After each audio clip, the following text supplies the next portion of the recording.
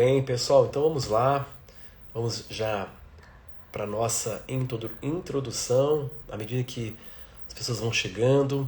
Então, bem-vindo a esta nova jornada envolvendo a exploração dos estados alterados de consciência. Então seja muito bem-vindo a esta que será uma jornada de expansão, de descoberta e, sobretudo, um mergulho profundo naquilo que há de mais essencial em nós, não é? Que é a consciência.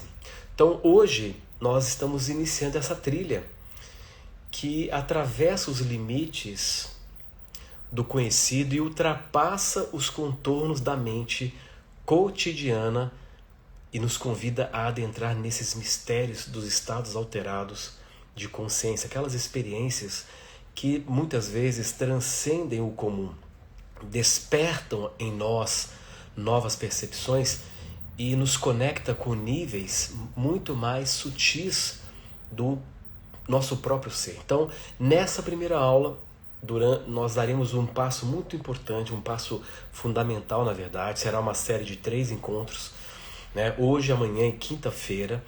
E nessa primeira aula nós iremos refletir sobre o que é, afinal, a consciência. Então, para falarmos de estados alterados de consciência, nós precisamos primeiro ampliar o nosso entendimento sobre o que vem a ser a consciência. O que significa estar consciente?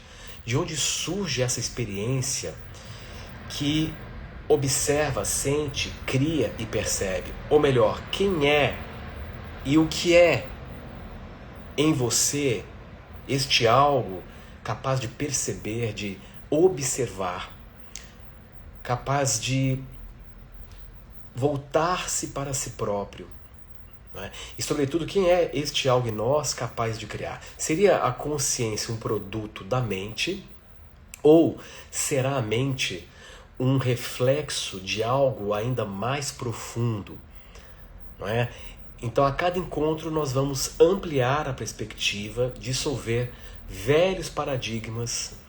Isso é muito importante, não é? A nossa disposição para dissolver paradigmas antigos e tocar pouco a pouco o espaço onde o invisível se torna real. Então, antes de nós entrarmos no assunto propriamente dito, eu preciso dar alguns recadinhos muito importantes, porque muitos me pediram isso, pediram para a nossa equipe, e nós estamos aqui em primeira mão anunciando que nós estamos abrindo oficialmente as vagas para a próxima hiperincursão, a nossa imersão presencial em São Paulo capital. Então nós iremos fazer a DNA 1 e a DNA 2. Eu sei que tem muitas pessoas que já fizeram a DNA 1 e estão aguardando ansiosamente pela DNA 2, que é um trabalho muito profundo. E para quem não sabe, a hiperincursão ela é uma imersão presencial e é a imersão talvez mais potente que nós temos aqui no Núcleo Metaconsciência. Então ela é profundamente sagrada, única. Quem já viveu sabe exatamente do que eu estou falando. E quem ainda não viveu precisa passar por essa experiência pelo menos uma vez na vida, porque ali você tem a oportunidade de experienciar estados alternativos ou alterados de consciência. Por isso que eu estou abrindo essa série, né, inaugurando oficialmente a abertura de vagas para a nossa imersão. Então, as datas já estão confirmadas. Preste muita atenção, anote aí. As datas serão no dia DNA 1, dia 23 de agosto, que será num sábado, e dia 24 de agosto, a DNA 2, que será no domingo. Então, para quem pretende fazer o combo, poderá fechar esse pacote, não é? Nós estamos localizados próximo do aeroporto de Congonhas, então fica realmente muito próximo do aeroporto e é muito acessível, então é ideal para todas as pessoas que vierem de algum outro lugar ou país. Então, veja, para receber todas as instruções e garantir a sua vaga com condição especial do primeiro lote, você precisa estar no grupo de super interessados. Porque quando a gente abre as vagas para hiperincursão, a gente já está acostumado, as vagas elas são preenchidas muito rapidamente. Às vezes em questão de dias a gente já fecha as vagas, porque realmente são vagas limitadas. Eu trabalho com um grupo X de pessoas, até para termos conforto no espaço físico. Então, para você que quer participar, você precisa entrar no grupo de super interessados para saber as condições. Todas as informações só serão passadas dentro do grupo. Se você estiver no Instagram, o link está aqui na bio. Basta clicar no link da bio para obter todas as informações lá no grupo. Para você que está assistindo pela máquina do tempo do YouTube, está me vendo no futuro, basta clicar no link que está aqui na descrição do vídeo. Então, só para lembrar, são vagas limitadas e vamos fazer um grande movimento tanto na DNA 1, que trabalha mais o aspecto de expansão da consciência, tanto no DNA 2, nós vamos trabalhar e mergulhar nos aspectos da nossa sombra, nos aspectos mais primitivos, poderosíssimos e que determinam muito da nossa vida material. E só por lá, também no grupo de super interessado, nós vamos liberar os 3 e-books exclusivos desta websérie com o tema Estados Alterados da Consciência. Então, para você que quer ter acesso aos e-books exclusivos, é muito importante que você esteja no grupo dos super interessados, ou aqui, clicando no link da bio do Instagram, ou clicando no link do descritivo deste vídeo, se você estiver assistindo pela máquina do tempo do YouTube. Então, com isso posto, vamos entrar no nosso assunto. A consciência, ela pode ser vista de diversas maneiras, diversas formas. Para entrarmos nesse entendimento da consciência e assim mergulharmos mais no entendimento também do que vem a ser os estados alterados de consciência, nós precisamos entender a consciência além do reducionismo materialista. Ou seja, o que é a consciência? O que é a consciência? Então, se nós fôssemos analisar a consciência sob diferentes óticas, nós vamos ter uma proposta. Então, muito se acredita dentro do paradigma médico de que a consciência ela seria basicamente um resultado do nosso cérebro. Um resultado da atividade neuroquímica. Mas, para entrarmos nesses pormenores, vamos penetrar e falar das concepções filosóficas, porque através das concepções filosóficas nós teremos também um panorama bem interessante. Existem duas linhas, duas concepções filosóficas muito específicas e, ao mesmo tempo, diametralmente opostas. Então, a primeira concepção filosófica que eu quero apresentar aqui seria o monismo materialista, não é? E dentro do monismo materialista, qual é a premissa central? De que a matéria é a substância fundamental do universo. Então essa aula é muito importante porque nós vamos estabelecer as bases para podermos avançar nesse assunto, nesse estudo. Então, quando se fala de monismo materialista, a premissa central é: a matéria é a substância fundamental do universo. Tudo que existe, inclusive a consciência, seria o produto das interações materiais. Então, as características principais dentro dessa visão materialista seria que a consciência é um subproduto do cérebro, ou seja, ela emerge da matéria, né? O universo ele é objetivo, externo e independente de um observador. Então ela explica os fenômenos da mente por redução ao funcionamento neuroquímico. E é esta concepção filosófica que embasa o paradigma materialista. Talvez você hoje, sem se dar conta, pode estar se baseando na concepção filosófica do monismo materialista para perceber a realidade. Mesmo não sabendo que por trás deste paradigma tem uma concepção filosófica com um viés voltado única e exclusivamente para a matéria como sendo a base fundamental do universo. A realidade, ela seria essencialmente determinística e mecânica, regendo todas as leis da própria física. Então, um exemplo que é muito clássico. O cérebro pensa, logo há consciência. Sem cérebro não haveria consciência. Então essa é a visão materialista, logo reducionista. Mas há uma série de indícios e eu diria até evidências que refuta essa concepção filosófica, propondo que a consciência ela não é o resultado da matéria, muito pelo contrário. E aí nós teremos que entrar também dentro do paradigma quântico. Então, dentro da visão do idealismo monista, então você tem o monismo materialista e você tem o idealismo monista, né, que inclusive é a proposta do físico do Dr. Amit Goswami, do físico quântico Dr. Amit Goswami. Então, dentro do idealismo monista, a premissa central é a consciência e não a matéria, é a substância fundamental do universo.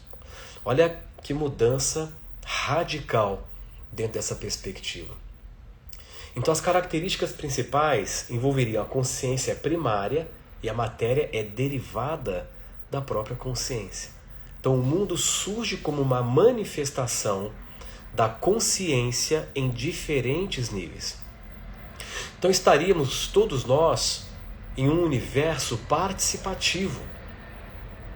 A consciência do observador, eu, você, nós, a consciência daquele que observa, influenciando o colapso da função da onda quântica para que a realidade possa existir. Então nessa visão, a realidade é não local, interconectada e transcenderia o espaço-tempo.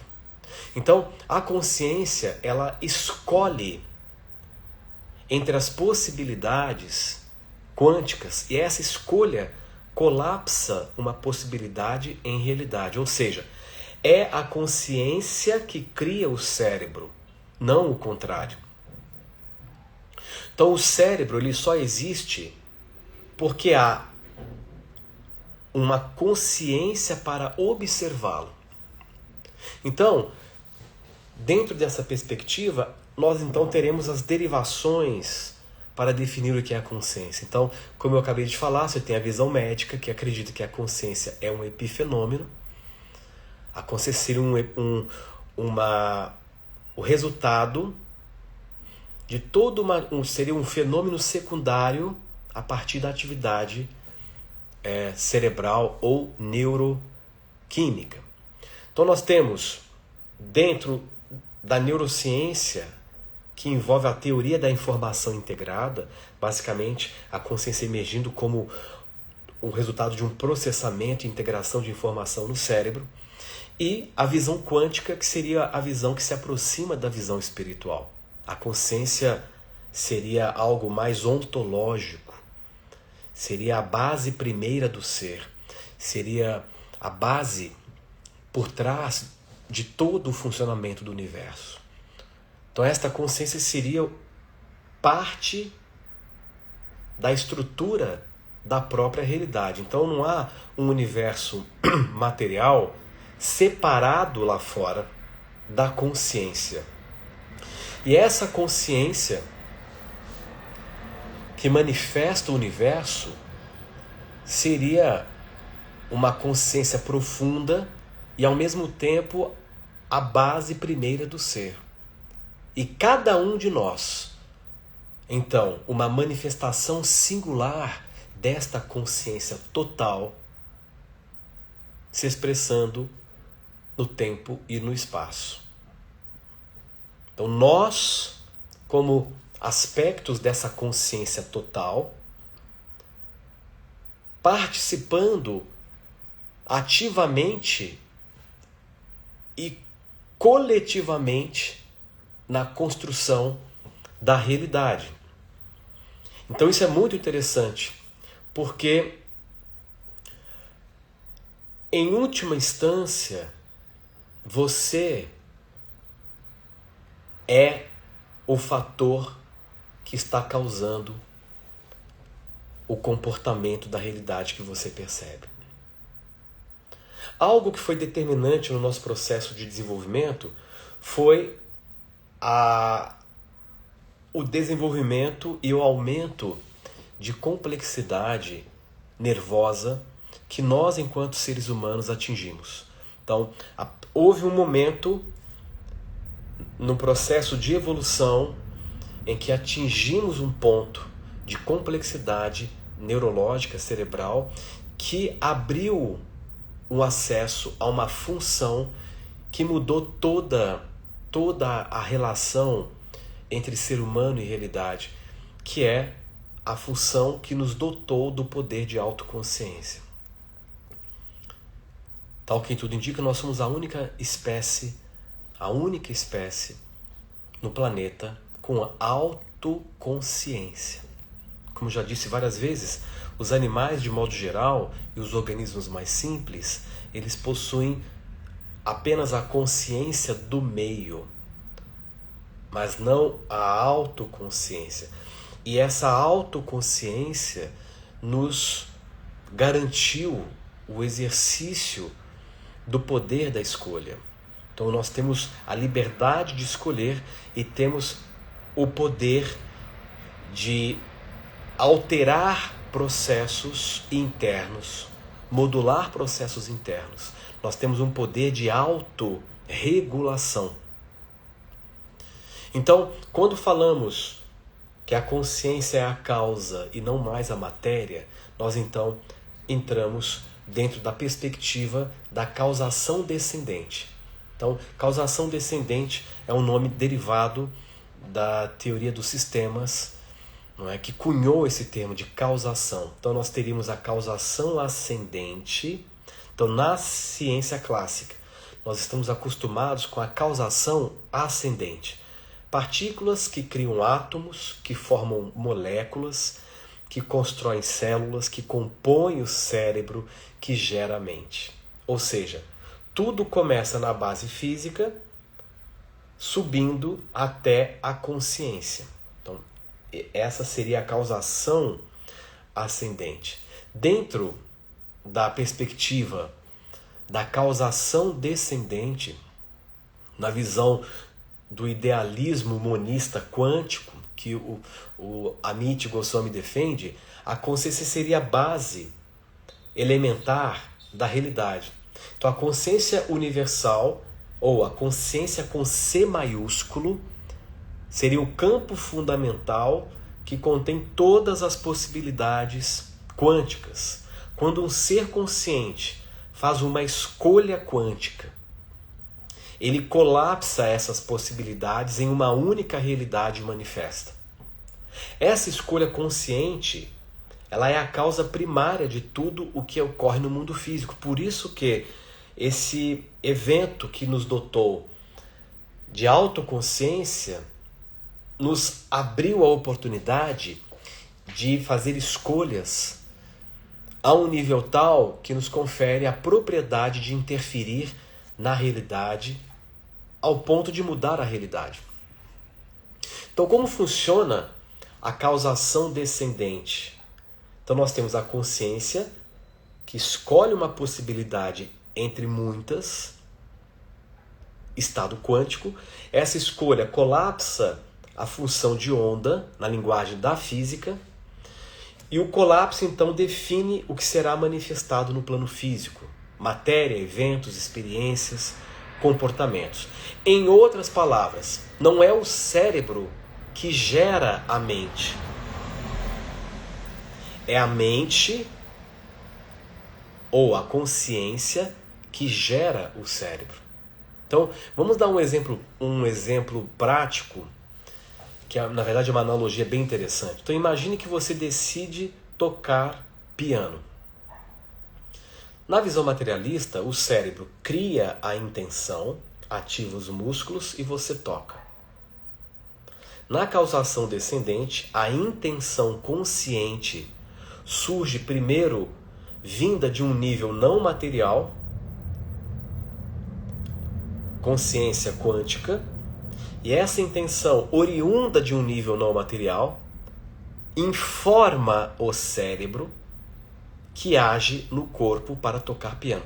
Vocês perceberam a diferença? Então, nessa primeira parte, o que eu quero evidenciar é que nesse modelo que eu estou apresentando, que eu também defendo, até porque as minhas experiências subjetivas e espirituais me conformam, quando eu tenho as experiências em primeira pessoa, eu consigo confirmar isso.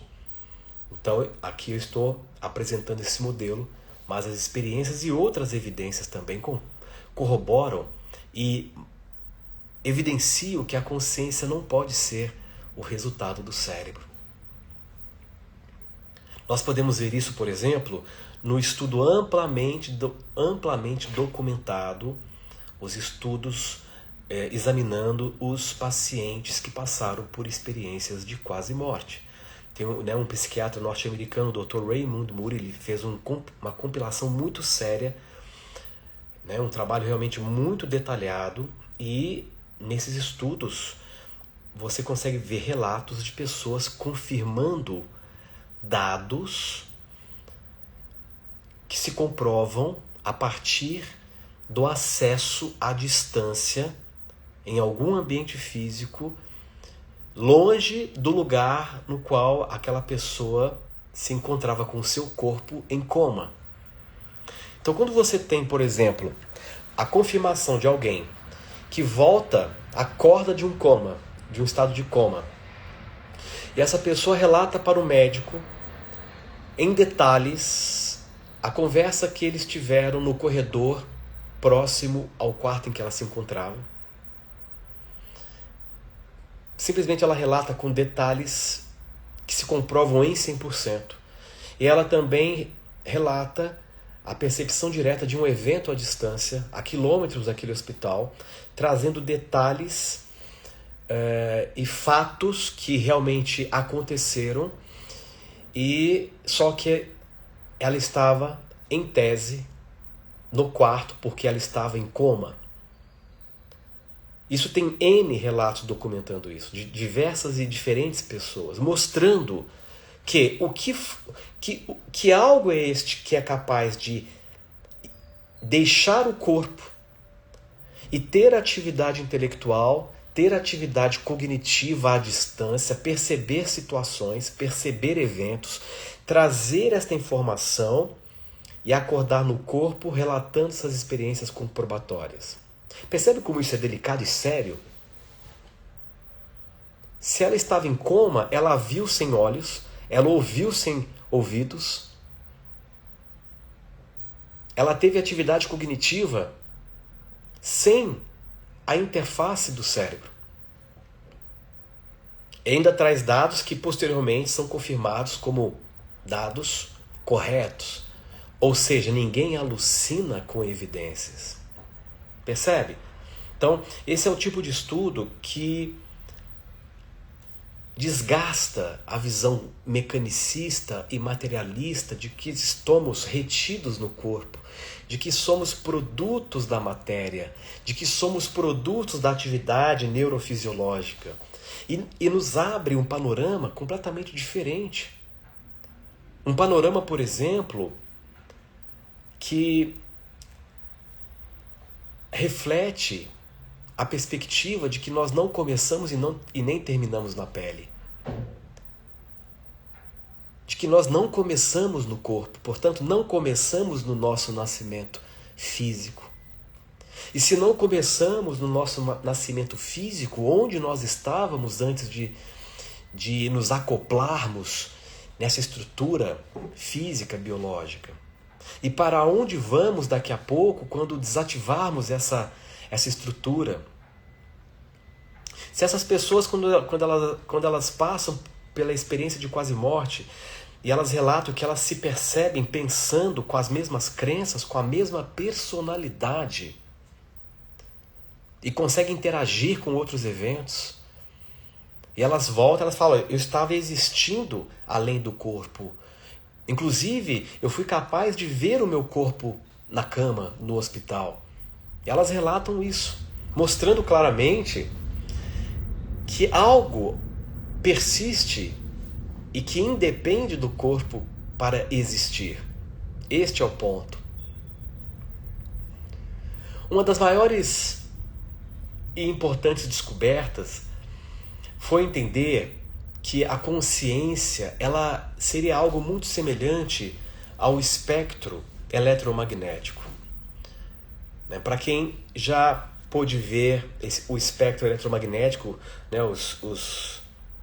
as representações do espectro eletromagnético, sabe que há muitas faixas com frequências eletromagnéticas diferentes e que a luz visível, a luz que nós percebemos, que nos dá condição de conceber o universo visual que nós percebemos com o sistema óptico, essa luz visível, ela consiste de uma faixa muito estreita, de um espectro que é muito amplo. Então todo esse universo visual que nós estamos percebendo, todo esse mundo de casas, de céu, de árvores, de ruas e pessoas que nós percebemos visualmente, está acontecendo dentro de uma faixa muito estreita desse grande espectro eletromagnético que se estende por várias outras frequências de rádio, não é? Frequências do ultravioleta, do infravermelho e por aí vai. Então nós estamos percebendo o mundo material dentro de uma faixa muito estreita. Então nós podemos correlacionar e usar esse espectro eletromagnético e estabelecemos um modelo de que talvez exista um espectro de consciência que nós estamos, que nos compõe, que nos constitui, e esse estado que nós estamos aqui agora, esse estado de consciência, que é o estado consciente ou o estado de vigília física ordinária, ele seria apenas uma faixa muito estreita também de um espectro de consciência que tem outras faixas que nós sequer imaginamos. E cada faixa dessa representaria um estado alternativo da consciência, ou um estado alterado de consciência. Como nós fomos literalmente catequizados por uma cultura materialista e reducionista, esta cultura nos treinou e nos forçou, nos acostumou, nos condicionou a acharmos que começamos e terminamos na pele. E que nós somos apenas esse aspecto que está preso em um corpo. E que esta consciência que diz eu sou, seria então o resultado desta atividade material, deste invólucro, não é? Desta máquina fantástica que está funcionando o tempo todo. Então nós precisamos começar a encarar, dentro desse modelo, que é um modelo mais metafísico, quântico, nós devemos começar a encarar a consciência em nós como um grande espectro. Algo que não tem começo e não tem fim. Que não foi criado e nem vai deixar de ser. Aí nós entramos num paradoxo temporal. Porque a consciência, ela não existe. A consciência, ela é. Porque tudo que existe foi criado dentro do espaço e do tempo. Aquilo que é. Nunca foi criado. Mas não vamos nos ater aqui a essas extrapolações muito subjetivas. Então, partindo então dessa perspectiva de que a consciência é um grande espectro com muitas frequências, e cada faixa dessa representaria um estado alternativo de consciência. E por que nós somos, sendo dotados de uma consciência tão ampla, não conseguimos acessar essas outras faixas, esses outros estados alterados? Alguns estados alterados, todos nós seres humanos experimentamos. Eu vou explicar depois como funciona isso. Tem estados alterados de consciência que nós estamos até acostumados a acessar. E tem outros estados alterados de consciência mais profundos e mais complexos que requer que você aos poucos se permita expandir a sua consciência a um nível tal que lhe dê a força interna para renunciar aquilo que você pensa ser. Renunciar à manifestação na matéria. Se tornar maior que o tempo, maior que a mente, maior do que o ambiente físico. Quando eu falo se tornar maior do que a mente, do que o ambiente, do que o próprio tempo, significa tirar a atenção do tempo, tirar a atenção do mundo físico e tirar a atenção da sua personalidade. Porque quando você fala eu sou, você se refere a uma personalidade, e essa personalidade ela está toda montada numa história, em um grupo de memórias que você se apegou. Então você não consegue acessar outras frequências porque você está completamente apegado, dependente e talvez até se confundindo a essas memórias. Então há práticas que, para flexibilizar pelo menos esse grau de apego, porque o nosso medo é perder a identidade. Por isso que você se apega com unhas e dentes a essa história que lhe garante uma certa identidade no tempo. Eu até falei sobre isso na última live. Então, quando você se refere a si mesmo, você conta uma história. E essa história é toda baseada na evocação de memórias. Então, é mais seguro do ponto de vista da sobrevivência psicológica você se apegar àquilo que é conhecido. Mas o verdadeiro salto de consciência começa quando você... E aí, é claro, entra o autoconhecimento, você precisa ter informação, conhecer recursos, meios, técnicas para começar a praticar isso. Mas o verdadeiro salto, você cruza um limiar quando você realmente começa a renunciar à tua personalidade, mesmo que seja por um só instante, para ter a experiência. E você então começa a se abrir para o desconhecido, entendendo que renunciar à personalidade, ir além da história, não significa perder a identidade. Muito pelo contrário.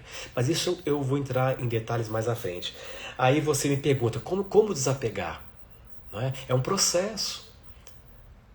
Primeiro você precisa entender que isso é importante para você.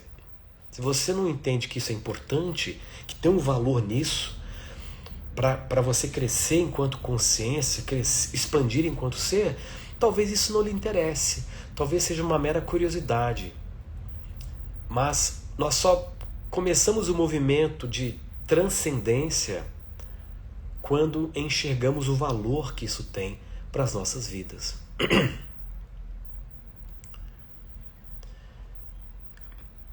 Não é? Porque boa parte do tempo nós todos, estamos o tempo todo prestando atenção só no corpo. E a presença, ela vai muito além disso. Né? Mas vamos juntos entendendo esses aspectos. Né? Aqui eu quero que vocês entendam, vejam todo esse cenário em perspectiva, né? Para você conhecer também sobre as tuas possibilidades. Então, quando falamos de uma pequena faixa no espectro de consciência, essa pequena faixa do espectro de consciência que nós definimos como estado consciente, que é esse estado que estamos aqui agora, é nessa pequena faixa que nós então construímos a noção de quem somos, da nossa identidade, nós construímos a noção do mundo ou da realidade. Quando você então sai um pouquinho dessa faixa, mesmo que seja acidentalmente, mesmo que seja espontâneo, você sai dessa faixa para experimentar outras faixas, a percepção muda e ganha outra configuração. Nessas experiências, de repente, você percebe que você é algo que não está isolado da vida, um exemplo. Ou até quando falamos de transe, o estado de transe que eu trabalho, que eu aplico nas experiências em grupo, né? Para você que quer ter a experiência de viver um estado alterado de consciência, você precisa fazer a hiperincursão. Porque ali nós vamos criando toda uma condição psíquica, toda uma condição energética para que você se desloque nesse contínuo, nesse espectro da sua consciência. Então, por exemplo, no caso do transe da hiperincursão, então nós estamos falando da possibilidade de navegarmos por esse espectro e excedermos um pouco essa pequena faixa que nós estamos acostumados e obter percepções não convencionais de nós mesmos e da realidade. Isso faz a consciência expandir.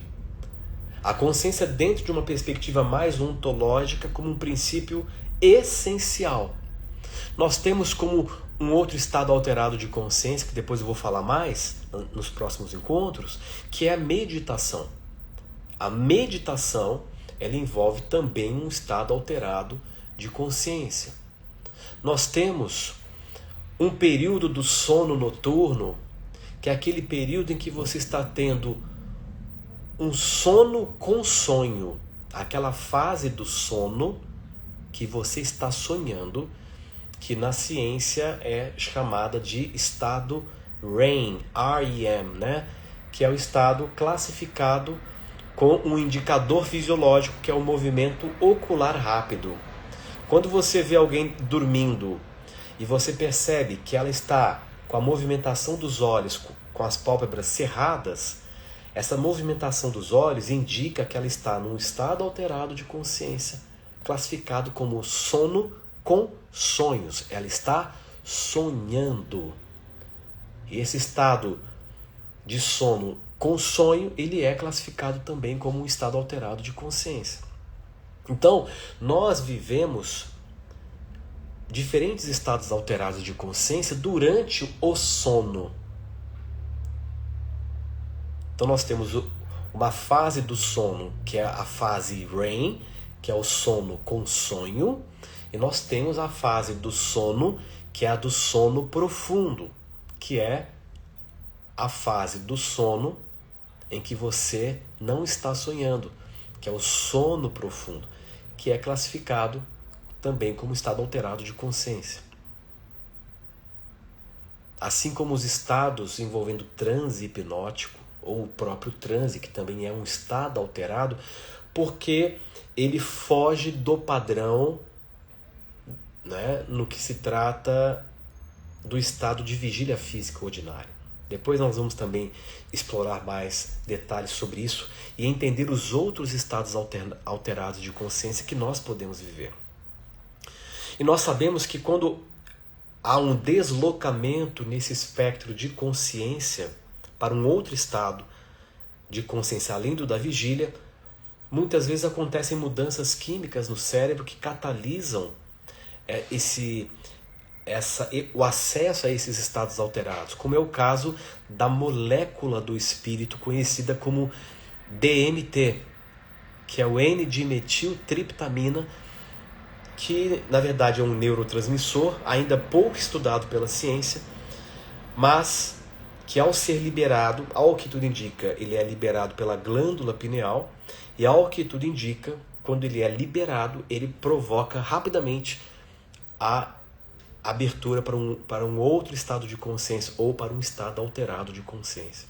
Então nós produzimos essa molécula de uma forma endógena e muitas pessoas ingerem, né, através de veículos, como é o caso da bebida do ayahuasca, que é a combinação de algumas plantas, e através da ingestão da ayahuasca, você tem ali uma certa concentração de DMT que vai ser então lançada no teu organismo para provocar a aceleração de certas áreas do cérebro, para provocar a alteração do estado de consciência.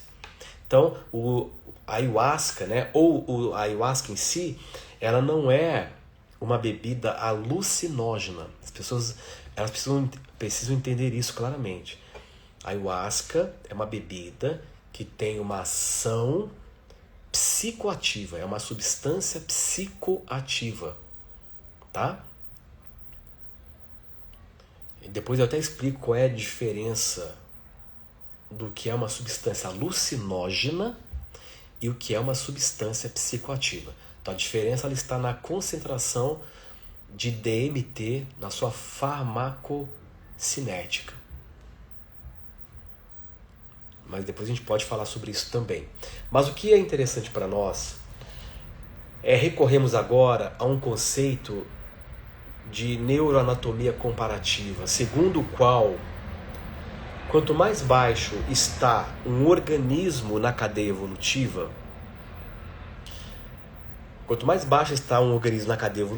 menos desenvolvido é o seu sistema nervoso.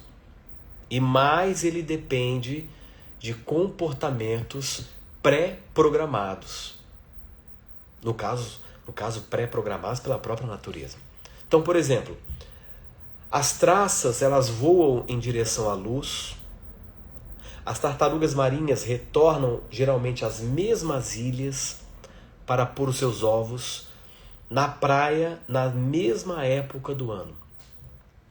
Nenhum desses animais tem consciência do que os leva a fazer isso, até onde sabemos. São comportamentos inatos, geneticamente incutidos no organismo e classificados como instintos. Já os organismos mais altos na cadeia têm um sistema nervoso mais complexamente integrado e comandado por cérebros maiores, o que lhes permitem seguir padrões diferentes de comportamento por meio de experiência e aprendizado. Então a complexidade desse mecanismo de aprendizagem ambiental é presumidamente maior nos seres humanos, que estão no topo ou mais próximo do topo da cadeia alimentar. Então a evolução ela nos presenteou com uma habilidade incrível de absorver um número inimaginável de comportamentos e crenças em nosso sistema de memória. E as pesquisas recentes, elas nos mostram que a chave para a compreensão desse mecanismo é a atividade elétrica flutuante do cérebro, o que nós conhecemos como espectro de frequências mais baixas, no caso delta, até as mais altas, as frequências beta.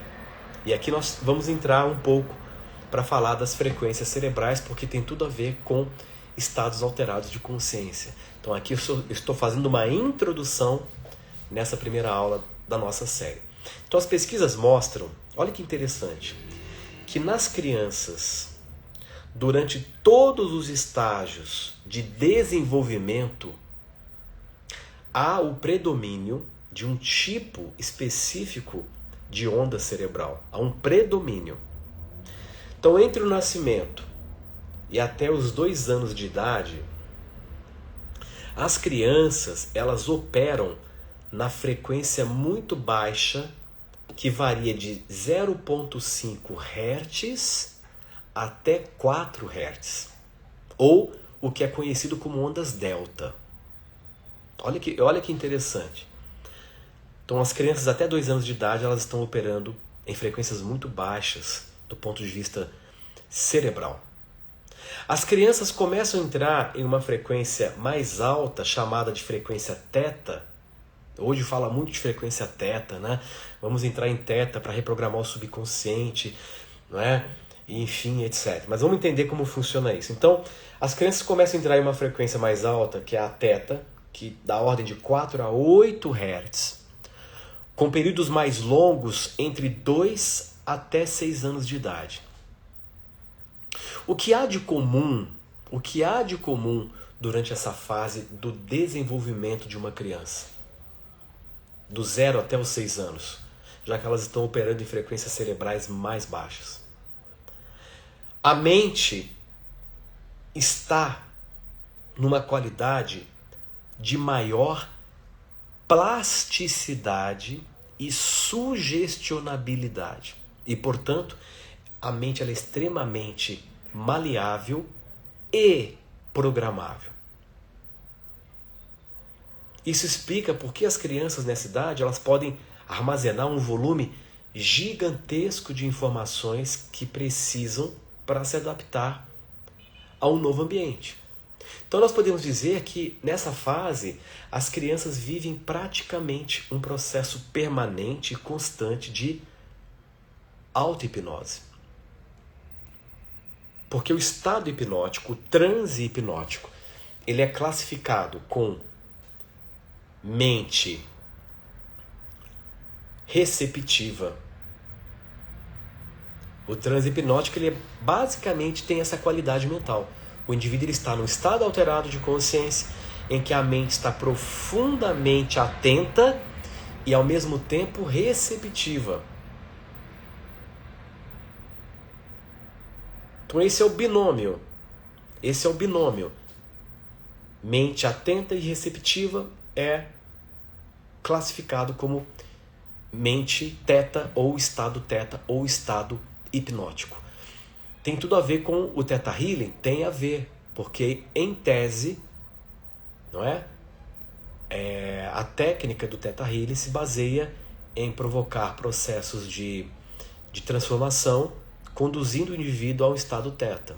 Porque no estado teta você está mais sugestionável e a passagem para o subconsciente mais aberta. Tá? Então as crianças, elas estão basicamente nesse estado continuamente. Então presta atenção nisso. É nesse período de 0 a 6 anos que as crianças estão constantemente fazendo downloads de informações, downloads de comportamento.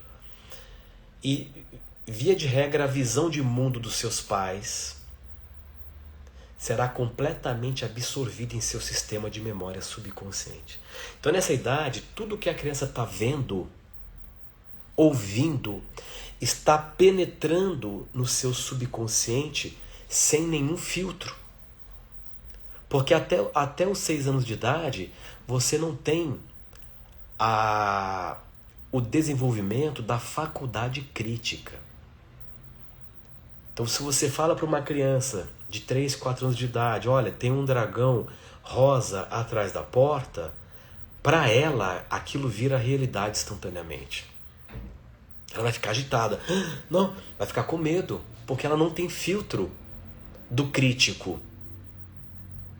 Então ela está num estado alterado de consciência em que não há criticidade. Ela está profundamente receptiva e aberta e ao mesmo tempo sem filtro.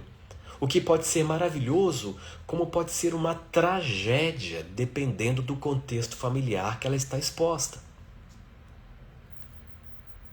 Se ela está num contexto familiar disfuncional, se ali só há brigas, só há a transmissão de palavras que viram quase que instantaneamente profecias autorrealizáveis na mente daquele ser, se a mãe, num momento de raiva, não se contém e lança uma palavra negativa para o seu filho numa idade dessa, vira maldição instantaneamente.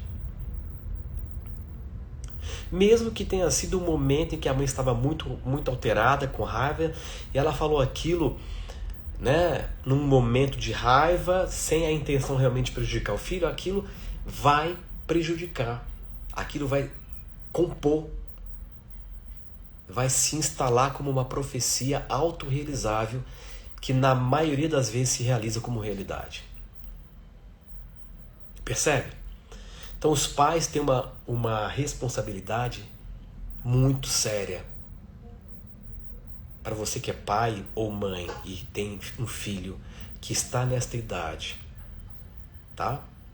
Saiba que existe ali uma mente extremamente programável, sugestionável e que não vai filtrar absolutamente nada.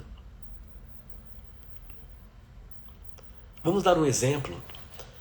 O menininho de 4 aninhos vê o pai bebendo com os amigos, bebendo cerveja. E esse menininho de 4 anos, que não tem filtro e tem uma mente vibrando na frequência teta, uma mente hipnótica, altamente sugestionável e receptiva a conteúdo, sem questionar, se aproxima do pai na mesa e puxa o pai pela calça e pede ao pai um gole daquela bebida. Que para ele é só uma bebida. Ele não sabe o que é cerveja, o que é. Para ele é só uma bebida e pela curiosidade ele quer experimentar. E o pai, de forma displicente, não é? E por ser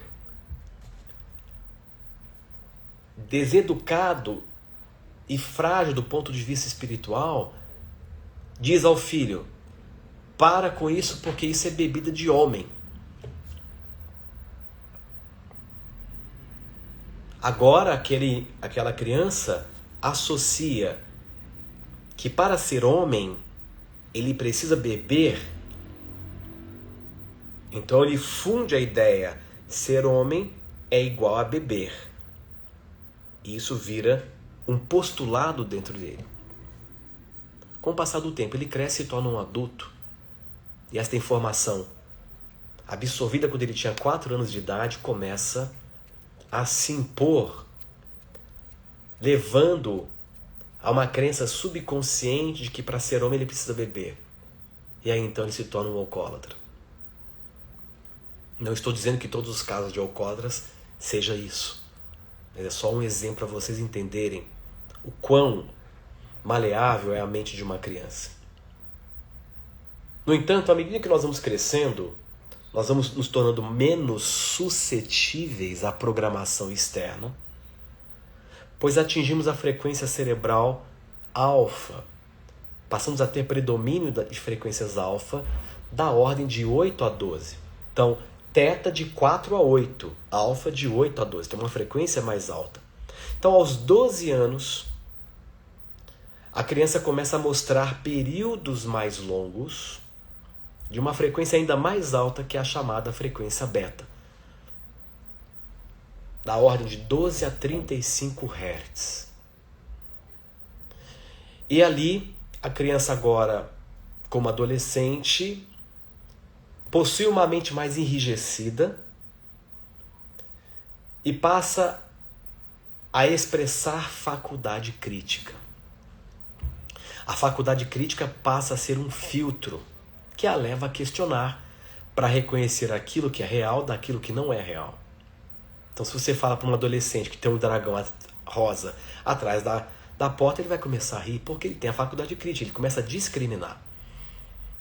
Diferente de uma criança nos seus 4 anos que não tem faculdade crítica e aceita tudo como verdade absoluta. Então, baseado no que eu mencionei, o nosso cérebro ele possui uma atividade elétrica flutuante que nos permite acessar um estado no qual nos tornamos muito mais receptivos e focados. Esse estado é também conhecido como transe, como eu falei. Mas existem estados alterados além desses que eu vou explicar depois. Então, quando você acessa por conta própria, nós chamamos de autotranse. Então, a auto-hipnose é o processo no qual você produz o estado de transe auto-hipnótico. Então, o que quer dizer que o transe ele é um potencial profundamente intrínseco? Você, como adulto, no seu estado comum, nesse estado de consciência, tem uma mente extremamente rígida e não receptiva. A transformação que você busca, a cura a ser alcançada, reside na tua habilidade de provocar por um momento a qualidade em você da mente de uma criança, para que então você consiga deslocar esse estado, nesse espectro, para um outro estado de consciência mais alterada, através da qual você consegue imprimir novos padrões nos níveis mais ocultos da sua mente, para que você consiga provocar mudanças. É isso que é interessante de se entender. E você consegue literalmente ativar esses estados alterados de consciência para provocar mudanças, inclusive na superação de vícios, seja eles quais forem. O grande problema do adulto constituído é que ele não sabe que a mente dele é extremamente rígida e não receptiva. Se você disser para você agora, eu sou uma pessoa incrível, eu estou curado, eu estou liberto deste vício, por que na prática isso não tem nenhum efeito? Na grande maioria das vezes. Porque você está num estado de consciência em que isso não é permitido. Nesse estado de consciência que você está, você tem uma faculdade crítica muito intensa e você tem rigidez mental. A tua mente não é maleável, porque a frequência cerebral predominante é muito alta. Mas você pode aprender a baixar as suas frequências, não para entrar em transe apenas, mas você pode aprender a baixar a sua frequência para você ter outros acessos, para você começar a mudar a cadeia de informação que está regendo o teu comportamento.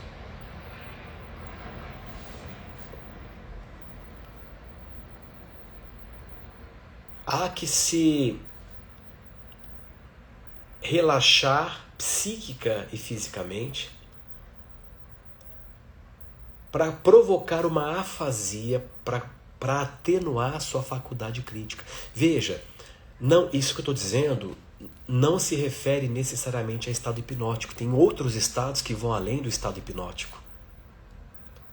Estados de supraconsciência, por exemplo, que são governados por frequências que estão acima do beta, que são as frequências gama, que podem variar de 30 a 40 Hz, de 40 a 100 Hz e pode chegar até 200 Hz. Que são frequências que elevam a sua consciência para um nível muito mais alto, em que ocorrem processos instantâneos de cura, tanto física quanto emocional, que você não vai conseguir entender como aconteceu. Recentemente, na nossa mentoria Conta Evolution, eu fiz uma prática, um laboratório prático. Os meus mentorados, eles são levados a passar por processos que eu chamo de laboratório práticos, em que nós vivenciamos estados alterados de consciência extremamente interessantes. Tivemos um caso de uma mentorada em que ela estava com a presença de uma espécie de uma formação, como se fosse um tumor, né? A gente fala que quando a gente ouve a palavra tumor, a gente já pensa que é maligno. Não, às vezes você pode ter uma massa densa que está no teu corpo, que é por definição, um tumor não quer dizer que seja maligno. E essa massa, ela fez uma prática como essa que eu estou explicando, de expansão, e misteriosamente aquela massa, aquele corpo reduziu a 80%. reduziu a 80%. Como é que explica uma coisa dessa? Fora outras experiências que acontecem de curas fantásticas através de processos de expansão de consciência, através de estados alternativos de consciência que nós acessamos através de laboratório prático. Porque são práticas que nós conduzimos em ambiente controlado, com pessoas que já estão trilhando um caminho de autoconhecimento profundo. Aqui no Instagram eu só estou apresentando, não tem como eu explicar técnica, fazer exercício aqui, porque é tudo muito rápido aqui. Aqui é mais uma apresentação. É como eu digo, eu estou aqui provocando você, eu estou chamando você para ir além dos teus próprios limites. E aproveitando, né, para quem ainda não entrou no grupo de super interessados, que eu falei no início da live, aproveita, porque somente por lá nós vamos compartilhar detalhes sobre essa experiência de transe em grupo, que é a hiperincursão DNA 1 e DNA 2, com uma condição muito especial para o primeiro lote.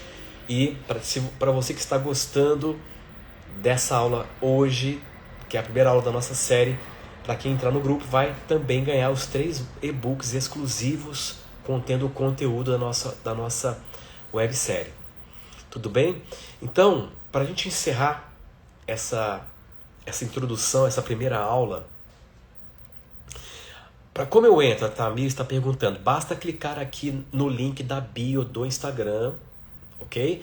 E para você que está assistindo essa aula no futuro, na máquina do tempo do YouTube, clica no descritivo do vídeo, tá? Então, esse era o ponto que eu queria trazer para vocês hoje nessa primeira aula, né? Entender essa relação de que nós não começamos e não terminamos na pele. Nossa consciência é um verdadeiro espectro com várias faixas de frequência, cada faixa podendo nos levar a um estado alterado de consciência. Eu também expliquei que há uma relação direta com os estados alterados de consciência, com as flutuações elétricas do cérebro, gerando as frequências cerebrais. E para concluir, para a gente fechar, lembrando que as nossas 2 imersões presenciais mais aguardadas do ano já tem a data marcada, DNA 1 no dia 23 de agosto, sábado, DNA 2 no dia 24 de agosto, também no domingo. No domingo. Então, para você que quer fazer as 2 vivências, você já pode fechar esse pacote, ficar no próprio hotel onde nós realizamos o evento. Muitos podem perguntar, mas por que está marcando para agosto apenas? Porque é exatamente para que as pessoas tenham tempo hábil de se organizarem em relação à compra de passagem aérea, deslocamento, organizar a agenda pessoal. Tem muita gente que vem de outros países também para essa imersão. Então, para dar tempo das pessoas se organizarem. Nós sempre fazemos dessa forma. A gente dá um prazo para que as pessoas consigam se organizar. Então, se você quer viver a experiência da hiperincursão, mergulhar nesse estado alterado de consciência, essa imersão é uma imersão transformadora. Então, entre agora no grupo dos super interessados, aqui no link da bio ou no descritivo do vídeo para quem está assistindo no YouTube. Então é nesse grupo que você vai receber todos os detalhes, todas as informações pertinentes dessa imersão profundamente sagrada, profundamente espiritual. Então, pessoal, vejo vocês amanhã, quarta-feira, para a nossa segunda aula da série Estados Alterados de Consciência. Para quem, pessoal, lembrando, a imersão vai ser em São Paulo, capital, tá? Presencial, não é à distância, não é online, porque nem tem como fazer um evento desse online, tá? Muitos processos acontecem, então será presencial apenas. Pessoal, um grande abraço, até amanhã, quarta-feira às 19h30, para a segunda parte da nossa série. Vejo vocês amanhã.